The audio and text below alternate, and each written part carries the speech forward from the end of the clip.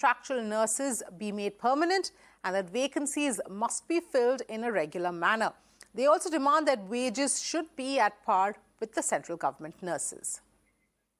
Abhishek joining us for more details here. Abhishek, if you can take us through the issues that the nurses have highlighted and what their demands are.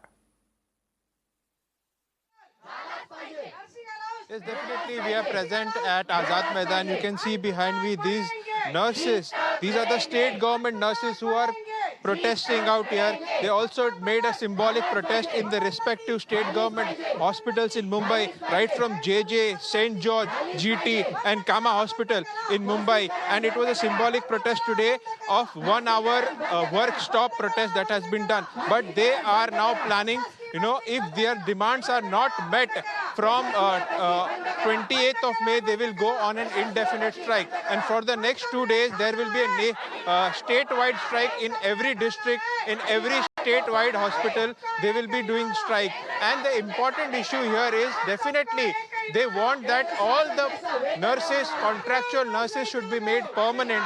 And at the same time, the government should stop outsourcing of nurses and there should be regularized employment given to them and equal pay when it's been compared to the central government nurses. Let's try and speak to them and understand what are their demands and why are they protesting over here. Madam, क्या प्रमुख मांगे हैं और एक front line worker को इस तरह protest करना पड़ रहा है, ऐसी नौबत क्यों आ गई? सर, हमारी मांगे हैं सरकारी अस्पतालों में जो नर्सेस है जो निजी ठेकेदारों से उनसे भर्ती की जा रही है और जो रेगुलर पद भर्ती है वो नहीं कर रहे हैं। वो थोड़े दिनों के लिए जब तक रेगुलर भर्ती नहीं करेंगे तब तक के लिए वो ठेकेदारों से भर्ती कर रहे हैं।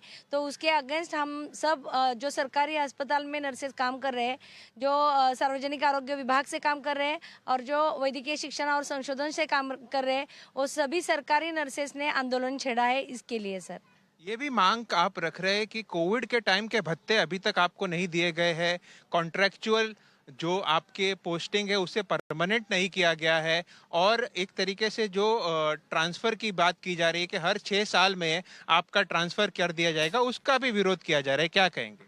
सर, जो तबादले की बात आपने किया है तो वैद्यकीय शिक्षण में जो एडमिनिस्ट्रेटिव जो ट्रांसफ़र थी वो नहीं हो रही थी अभी तक, लेकिन डिस्ट्रिक्ट हेल्थ सर्विसेज में वो चालू ही है। लेकिन हम लोगों ने ऐसे बोला है कि नर्सेज जो है वो जो इकोनॉमिकल कौन से भी जो ट्रांजेक्शन में नहीं आते हैं तो उन लोगों को सिर्फ रुग्ण सेवा है, जो पेशेंट केयर है, उनके लिए ही वो है। तो उनको जो एडमिनिस्ट्रेटिव ट्रांसफ़र से उन लोगों को निकाल देना चाहिए, ये हमारी मांग है। सिर्फ विनंती द्वारा जो रिक्वेस्ट ट्रांसफर है उसके द्वारा ही उनको ट्रांसफर मिलनी चाहिए, यही भी हमारी एक मांग है। सर, और पैसे बढ़ाने की भी मांग कर रहे हैं, कोविड के भत्ते अभी तक नहीं मिले, क्या कहेंगे उसमें? जो नर्सिंग अलाउंस है जो नर्सिंग अलाउंस सेंट्रल में जो नर्सेस काम कर रहे हैं उन लोगों का सेंट्रल अलाउंस अगर आप लोग देखेंगे तो हज़ारों में है सर। लेकिन जो स्टेट गवर्नमेंट में सरकारी अस्पतालों में जो नर्सेस काम कर रहे हैं उनको कुछ भी नहीं मिल रहा है। तो अगर दोनों जगह में एक ही काम नर्सेस अगर कर रहे हैं तो ये भेदभाव सरकार क्यों कर रही है? इसलिए हमने महाराष्ट्र राज्य सरकार को ये आह्वान किया है कि केंद्र शासन जैसे ही हम लोगों का नर्सिंग अलाउंस होना चाहिए। आइए और लोगों से बात करते हैं हम। सर, कितना बड़ा प्रोटेस्ट है, किन किन जिलों में प्रोटेस्ट चल रहा है और क्या चेतावनी देंगे आप? ये आज का दूसरा दिन है प्रोटेस्ट का। हम आज़ाद मैदान के ऊपर आज दूसरा दिन से बैठे हैं। ऑल ओवर महाराष्ट्र हम अभी काम में कोई डिस्टर्ब नहीं कर रहे हैं, हेल्थ पेशेंट के सर्विस में कोई डिस्टर्ब नहीं करते हुए पूरे महाराष्ट्र में हर जिले में ये प्रोटेस्ट हो रहा है और दोनों डिपार्टमेंट से हो रहा है, जैसे कि मेडिकल एजुकेशन डिपार्टमेंट है और पब्लिक हेल्थ डिपार्टमेंट है। और दोनों डिपार्टमेंट से सभी नर्सेस यहाँ ये प्रोटेस्ट कर रहे हैं कि जो आउटसोर्सिंग के द्वारा जो नर्सेस ले रहे हैं उसका हम प्रोटेस्ट करते हैं। और आउटसोर्सिंग के द्वारा अगर नर्सेस को लिया जाएगा हेल्थ सर्विसेज में और रेगुलर भर्ती नहीं की जाएगी तो उससे बहुत बड़ा इम्पैक्ट हो जाएगा हेल्थ सिस्टम में और नर्सिंग प्रोफेशन का पूरा डिस्टर्ब हो जाएगा। और ये जो आउटसोर्सिंग है उससे नर्सेस का नुकसान हो जाता है और उनको रेगुलराइज उनका फ्यूचर हैंगिंग हो जाएगा। 28 तारीख से इनडेफिनेट स्ट्राइक की बात की जा रही है। सरकार से किसी से बात हो रही है? कुछ सोल्यूशन निकलता दिखाई दे रहा है? अभी तक सरकार की तरफ से कोई मैसेज हमें मिला नहीं है और कोई भी बात करने के लिए और ये प्रोटेस्ट पीछे लेने के लिए और हमारी मांगे पूरे करने के लिए द्वारा कोई कदम उठाया गया नहीं है। और हम कल से इंतजार कर रहे हैं कि कोई ना कोई दोनों डिपार्टमेंट से एटलीस्ट एक डिपार्टमेंट से तो भी आके बात करे। तो आज एक डिपार्टमेंट हो जाए, दूसरी डिपार्टमेंट से जो पब्लिक हेल्थ डिपार्टमेंट है, जो ऑनरेबल राजेश जी टोपे साहब ये करते हैं, उन्होंने तो कहा कि मेरी मांगे है नहीं, हमारे डिपार्टमेंट की कोई डिमांड नहीं है। तो ये तो हमें बड़ा दुख हुआ कि टोपे साहब ने ये कहा कि हमारे तरफ नर्सेस नहीं है, उनकी कोई डिमांड्स नहीं है, उनकी कोई प्रॉब्लम्स नहीं है। और दूसरा डिपार्टमेंट जो है मेडिकल एजुकेशन, वो भी तो वहाँ से भी तो कोई मैसेज नहीं आया है कि हमें हमारी कोई मांगों के ऊपर विचार हो जाए और उनकी मांगे पूरी की जाए।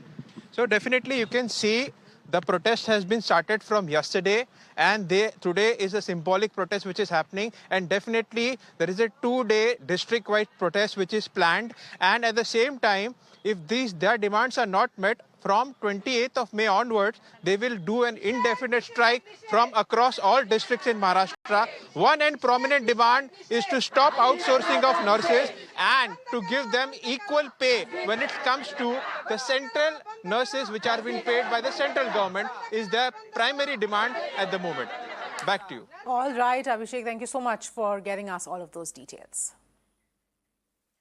Moving on, in a shocking incident, a VVIP brat from Madhya Pradesh's Sehor has been caught on camera hitting the vehicle of a businessman in an inebriated state. The VVIP brat in the video is the son of Congress MLA Hukum Singh. The viral video shows